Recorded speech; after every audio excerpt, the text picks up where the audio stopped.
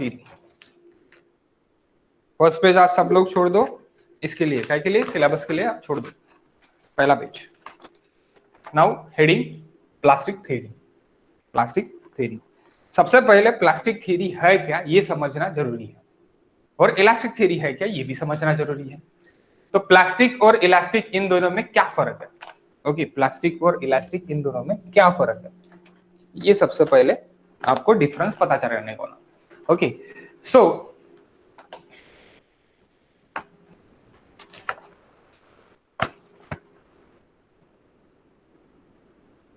Heading plastic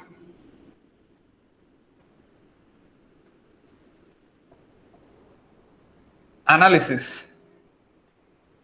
of steel structure. Plastic analysis of steel structure. First,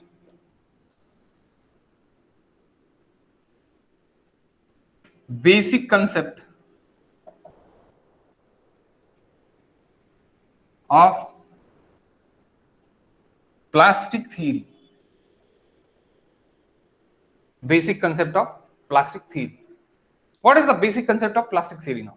Okay, first क्या है basic concept of plastic theory. उसके पहले आपको ये समझना पड़ेगा कि इलास्टिक क्या है और इलास्टिक से प्लास्टिक तक कैसे जा रहा है। जब भी मेरा कोई भी मटेरियल इलास्टिक में रहेगा तो मेरा जो भी मैं लोड अप्लाई कर रहा हूं, सपोज मैं ये पेन पे लोड अप्लाई कर रहा हूं, that type of load apply I am on this pen. So pen पे मैं लोड अप्लाई कर रहा हूं, लोड अप्लाई करने के बाद भी समथिंग डिफॉर्मेशन हो रहा है और मैं छोड़ दे रहा हूं तो वही ओरिजिनल स्टेट में आ रहा है। तो जब भी ये पेन मेरा लोड अप्लाई करने के बाद भी ओरिजिनल स्टेट में आ जाए at a maximum load, so this is nothing but elastic stage. This is nothing but what? Elastic stage. Okay, वो क्या रहेगा आपका? Elastic stage रहेगा, elastic stage रहेगा। Okay, so अब वो elastic stage कैसी? Elastic stage कैसी?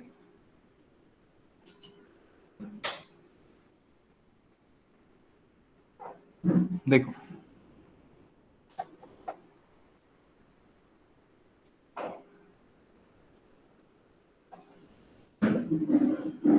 that is P, that is W, that is L.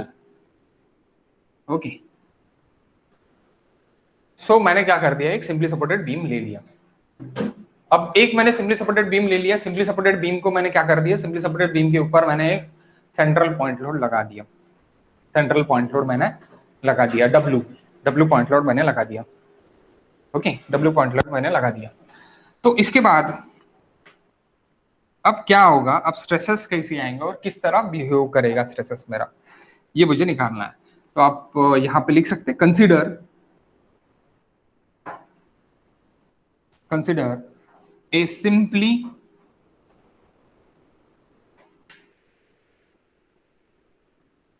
supported beam. Consider a simply supported beam. Consider a simply supported beam of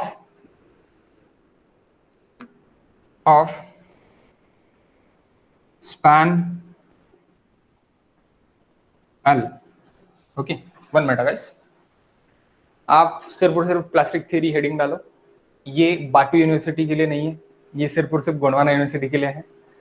बाटू universities में near aboutly it is 13 marks only. Okay, this topic is 13 marks, belongs to 13 marks. Okay, and GATE it is 2 marks, MPSC ESC it is 4 to 6 marks, not asked in SSC. Okay, so consider a simply supported beam of span L subjected to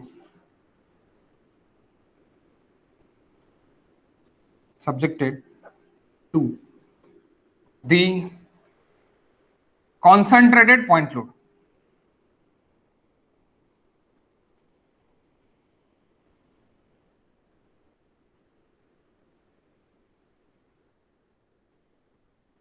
और concentrated load भी बोल सकते हैं, that is nothing but a point load. Okay, load W at mid span,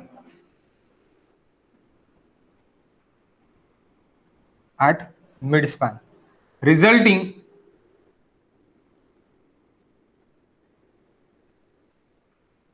in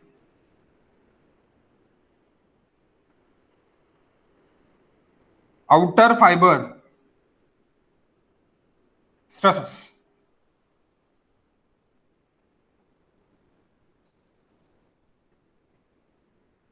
reach to yield stress.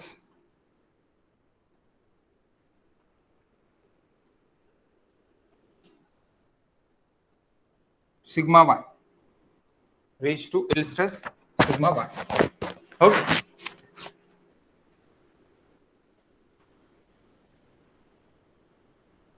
reach to yield stress sigma y. So guys, resulting outer fiber reach to yield stress, reach to yield stress. अब yield stresses के बाद क्या होगा? yielding stresses के बाद plastic stresses के लिए start होगा. yield stresses यानी क्या कि एट दैट पॉइंट के जब मैं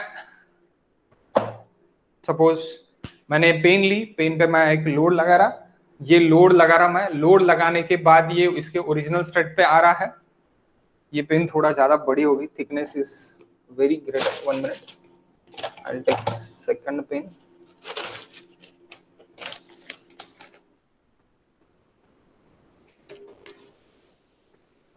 this is pen. Okay, so मैंने ये अभी एसी लगा लिया, ओरिजिनल स्टेट पे आ गया, फिर से लगा लिया, मैक्सिमम है अभी, इससे ज्यादा मैं लगाऊंगा तो डिफॉर्मेशन कुछ ना कुछ होगा, थोड़ा डिफॉर्मेशन हो गया.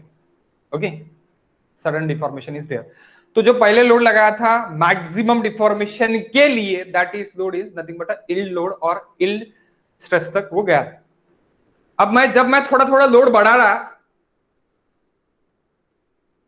तो ये डिफॉर्म हो रहा, ओरिजिनल स्टेट पे नहीं आ रहा. Okay, that is deform. मैं क्या करूंगा? और लोड बढ़ाऊंगा मैं, और लोड बढ़ाऊंगा मैं, और लोड बढ़ाऊंगा मैं. तो अभी आपको यहां पे दिखेगा थोड़ा कि यहाँ पे सम क्रैक्स इज देयर. ओके, तब भी ये स्ट्रेस ले सकता, तब भी ये टूटेगा क्या? अभी तक ये टूटा नहीं है. अगेन मैं लोड बढ़ाता,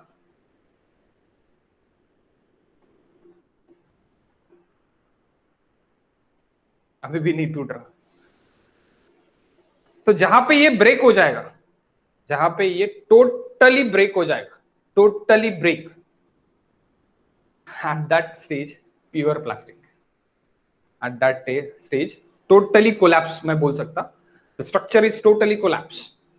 At that stage pure plastic, pure plastic. अभी भी ये जो पेन है, that pain it is in elastoplastic, कुछ ना कुछ इलास्टिसिटी अभी भी इसमें है. अभी भी मैं ऐसी लोड लगा रहा, ऐसी मैं फोल्ड कर रहा हूं उसको, तो भी ये समथिंग डिफॉर्मेशन रेजिस्ट कर रहा है.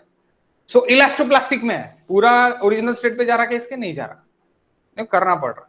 तो जब मैं टोटल लोड लगाऊंगा, टोटल लोड लगाने से मेरा ये टूट जाएगा, पिन मेरा टूट जाएगा. That stage, at that stage that is in purely plastic, purely plastic. Okay, elastic यानी क्या है कि मैं लोड लगाने के बाद ओरिजिनल स्टेट पे आ जाएगा, that is nothing but a elastic. Then elastoplastic क्या है कि मैं लोड इंक्रीज कर रहा और सम डिफॉर्मेशन हो रहा. सम डिफॉर्मेशन हो जाने के बाद क्या हो रहा कि वहां पे सम डिफॉर्मेशन हो जाने के बाद वहां पे आपको इलास्टिक भी मिल रहा और प्लास्टिक भी है. यानी आपका क्या है, अभी यहाँ पे अगर आप देखोगे तो ये पेन का कलर भी चेंज हो गया और यहाँ पे ऐसी गैप भी आ गया. ओके, तो दैट इज एन इलास्टोप्लास्टिक. जब ये टूट जाएगा, that is nothing but a collapse load, that is nothing but a collapse condition, that is nothing but a plastic condition, pure plastic condition. Okay, जब जो point पे टूटेगा वो point. Okay, that is very easy. So अभी ये yield stresses के लिए रहेगा. यील्ड स्ट्रेसेस अभी कोई भी डिफॉर्मेशन नहीं है, जो भी डिफॉर्मेशन है वो रिड्यूस होके पहले स्टेज पे आ गया, तो दैट इज यील्ड पे यानी इलास्टिक पे, इलास्टिक बॉडी है ये, तो sigma y okay, that is yield point पे, और that yield stress is nothing but a lower yield point stress, lower yield point stress. Okay, lower yield point stress.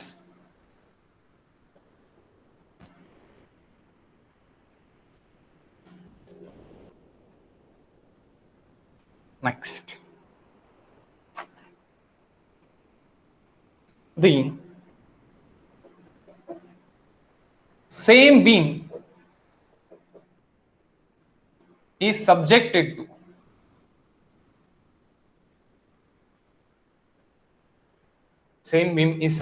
to same load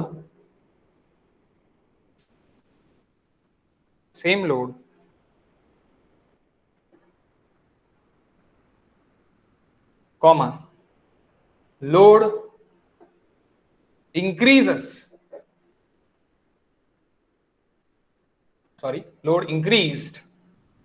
changing W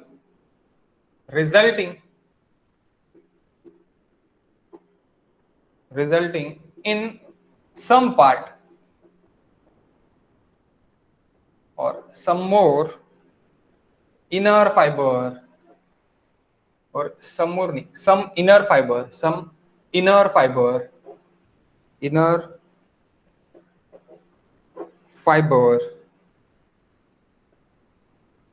reaching the yield stress.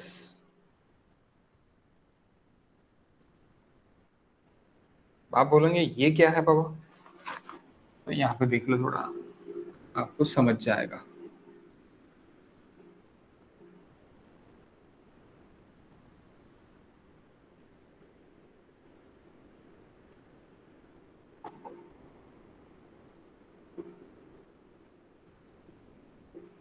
ये W है, W के साथ changing W मैंने लगा लिया, मैंने load बढ़ा लिया, इंक्रीज कर लिया। अब इंक्रीज हो जाने के बाद क्या हो गया कि सम इनर पार्ट पे मेरा यील्ड स्ट्रेस सरक गया, यहां से यहां तक मेरा प्लास्टिक में चला गया, जैसे कि पेन अभी आपने देखा। ओके, लेकिन इसमें भी कुछ ना कुछ इलास्टिसिटी है, यानी यील्ड स्ट्रेस आपका कहीं ना कहीं है। तो कहां तक है यील्ड स्ट्रेस? यील्ड स्ट्रेस ये फाइबर से लेके ये फाइबर तक आपका यील्ड स्ट्रेस। ओके, तो that figure and that condition, it is nothing but a elastoplastic condition. Elastoplastic condition है, body it is in elastic also and body it is in plastic also, दोनों इसमें body है। Okay, दोनों इसमें body है,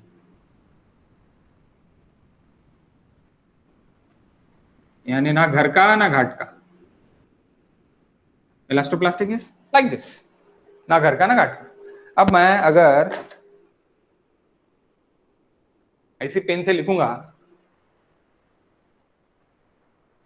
तो वो मुझे ही तकलीफ देंगी, दैट्स वाई ना घर का ना घाट का, इलास्टोप्लास्टिक कंडीशन। ओके, सो अब ये मेरा प्लास्टिक में है, ये प्लास्टिक में है, इसलिए मेरा डब्बा पोर्शन बनेगा। That portion it is my डब्बा portion, that is sigma Y. Why it is sigma Y? Because of यहाँ पे तो यील्ड स्ट्रेस ही है, और यील्ड स्ट्रेस तो उतना ही रहेगा बाबा, जितना है उतना ही रहेगा, तो उतना ही मेरा डब्बा पोर्शन बनेगा। यील्ड स्ट्रेस इतना ही, कितना बनेगा? यील्ड स्ट्रेस जितना ही मेरा डब्बा पोर्शन रहेगा। सो यहां से यहां तक तो ये फेल ही हो रहा है।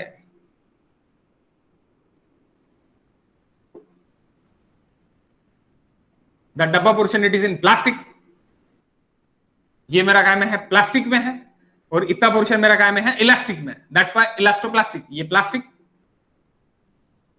ये भी प्लास्टिक, और ये elastic. That's why this figure it is in elastoplastic. Elastoplastic, elastoplastic condition. अब मैं क्या कर रहा, ऐसी मैं कम से कम 20 बार मैंने वो पेन को मोड़ने की कोशिश की, तो मैं ऐसे नियर अबाउटली 20 टाइम्स में नहीं बोल सकता, यानी n टाइम्स बोल सकता। मैं n टाइम्स में क्या बढ़ाऊंगा? लोड बढ़ाते जाऊंगा, चेंजिंग लोड में बढ़ाते जाऊंगा। Okay, again the same beam is subjected to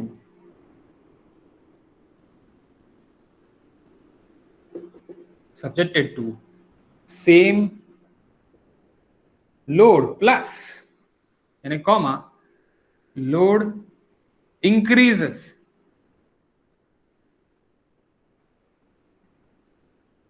increased n into changing w या फिर changing w plus changing w plus changing w changing w plus changing w plus some more changing w. Okay, resulting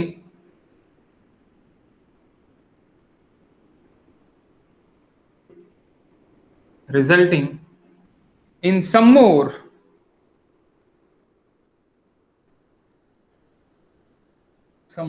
inner fiber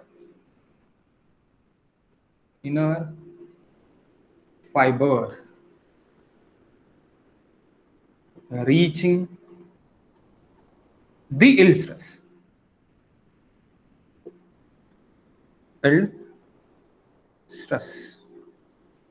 reaching the yield stress यानी मैं load बढ़ाते गया कहां तक गया जब तक टूटेगा नहीं. ओके, तो एन टाइम्स था. अब मैं भला ही मैं अब वो प्लास्टिक, मेरा पेन प्लास्टिक का था इसलिए ठीक था. अब मेरा अगर कांच का पेन था या फिर ये रहेगा थोड़ा हार्ड प्लास्टिक रहेगा तो जल्दी टूटेंगे. तो it is depend upon the material property कि कितने लोड बढ़ाने के बाद टूटेगा. That is depend upon the material property. Okay, so अभी बढ़ाते गया तो क्या होगा यहाँ पे जब मैं डिस्कस करूंगा बीम के बारे में. सो W plus changing W plus changing W plus so on. Okay, so on changing W. तब क्या हो जाएगा गाइस कि ये थोड़ा और बढ़ जाएगा.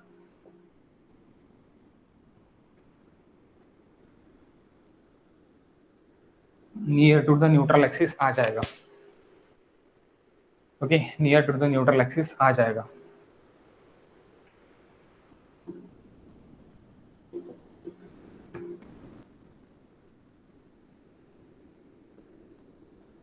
Okay, near to the neutral axis आ जाएगा.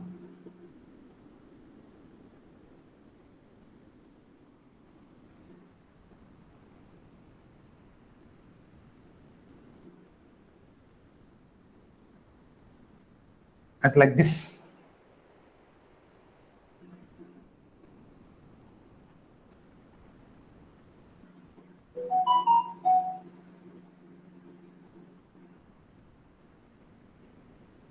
So sigma y, okay, sigma y that is in plastic. Again same thing, plastic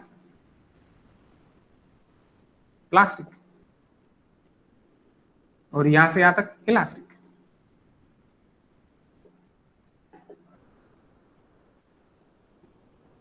plastic and elastic.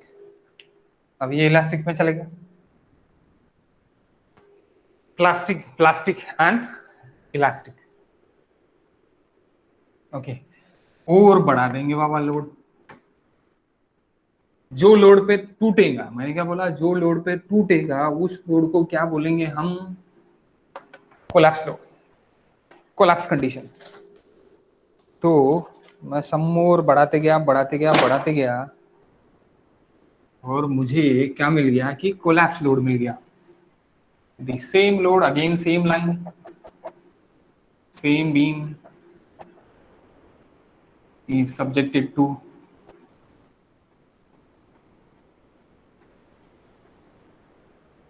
same load increase. ये 4 मार्क के लिए पूछते भी है. ओके, आपके इसमें यूनिवर्सिटी क्वेश्चन में ये basic concept of plastic theory 4 mark के लिए रहता है. ओके, यानी ये फालतू में मैं पढ़ा रहा लिख के दे रहा इतना सारा ऐसे नहीं है, इसका काम भी है. Okay, the same beam is subjected to the same load increase changing W plus changing W plus so on changing W n तक. Okay, so resulting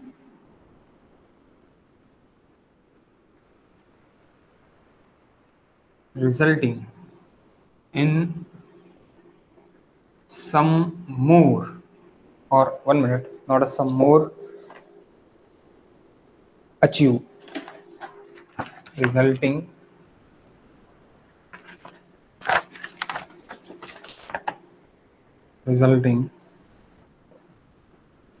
the last stage, the last stage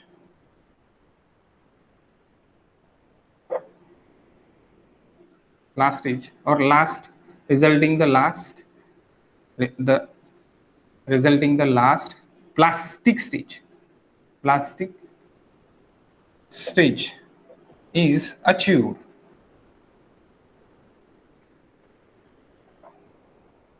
at which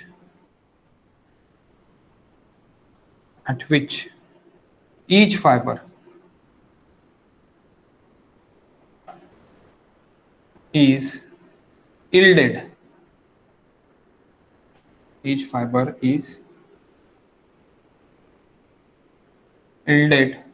to stress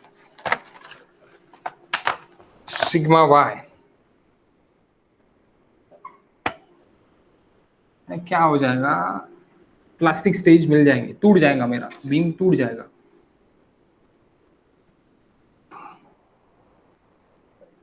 just before the collapse वाली condition, just before the collapse. अभी गिरने वाला है, मैं photo निकालने जा रहा गिरने, यानी वो गिरेगा और मैं फोटो निकाल रहा. Just before the collapse. कैसे पता चलेगा? गिरने के पहले का फोटो.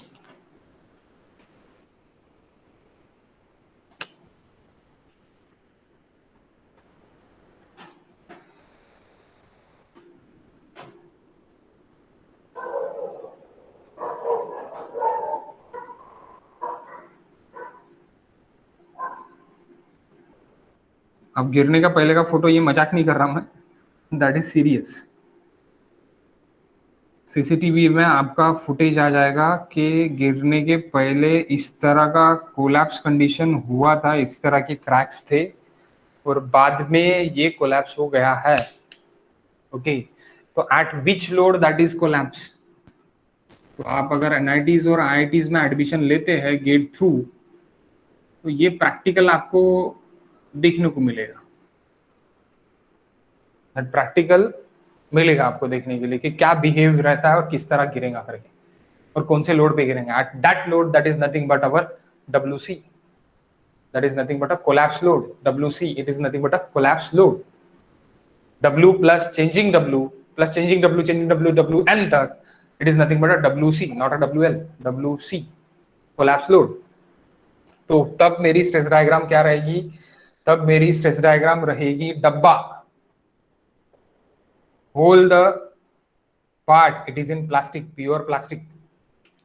पहली कंडीशन क्या थी? प्योर इलास्टिक थी. लास्ट कंडीशन क्या है? Pure plastic.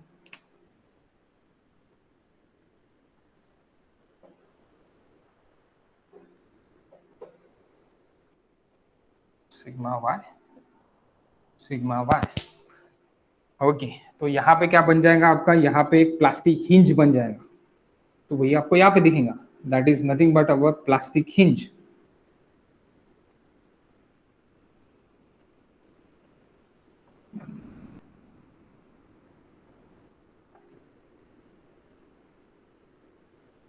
Plastic hinge, that is nothing but a same plastic hinge.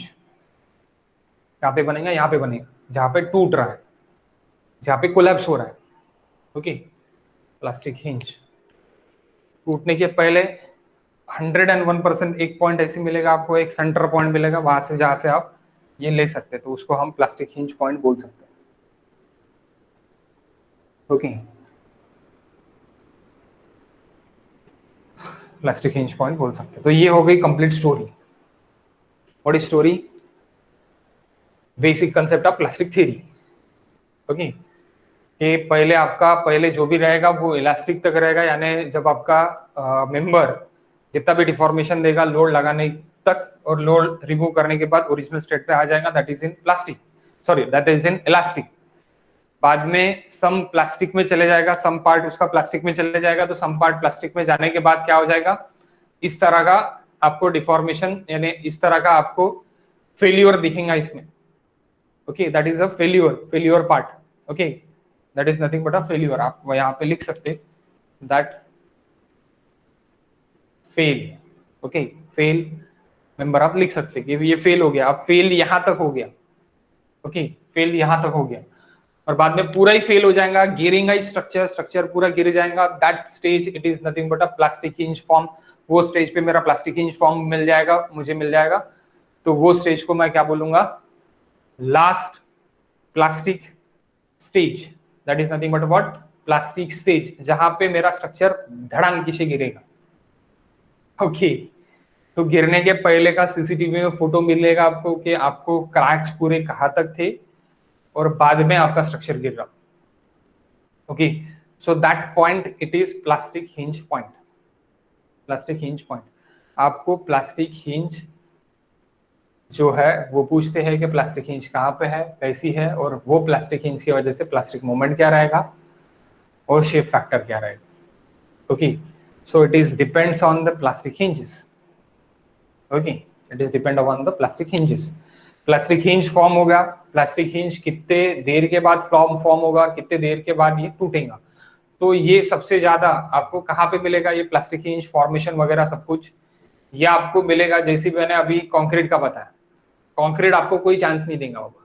Concrete क्या करेगा, फर्स्ट क्रैक आया धड़ांगी से गिर जाएगा। आपको इंटीमेशन कौन देते रहेगा, आपको स्टील स्ट्रक्चर इंटीमेशन देते रहेगा, that's why it is in steel. Okay, so steel structure आपको इंटीमेशन देते रहेगा कि मैं गिर रहा हूं। किस तरह गिर रहा हूं, लाइक पेन।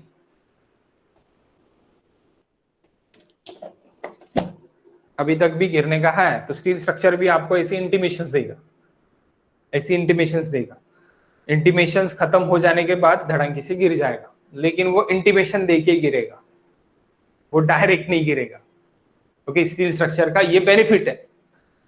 सो इसीलिए हम उसको स्टील स्ट्रक्चर जो भी है आपका प्लास्टिक, उसका प्लास्टिक स्ट्रेंथ कितना है, और इसीलिए हम प्लास्टिक स्टडी यानी प्लास्टिक स्टडी उसमें स्टील स्ट्रक्चर में हम करते हैं। वो इसका बेसिक ये है कि बेसिक है कि प्लास्टिक का जो भी हम स्टडी करते हैं तो वो सिर्फ और सिर्फ हम स्टील में करते हैं।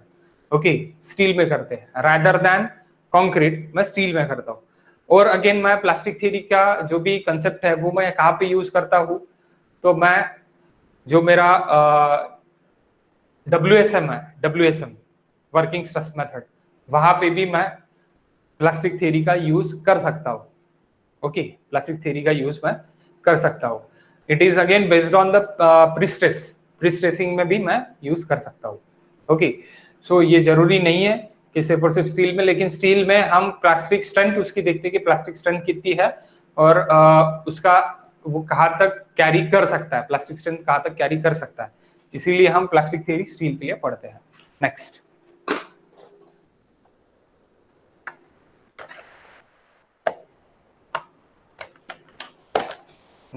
at plastic hinge point,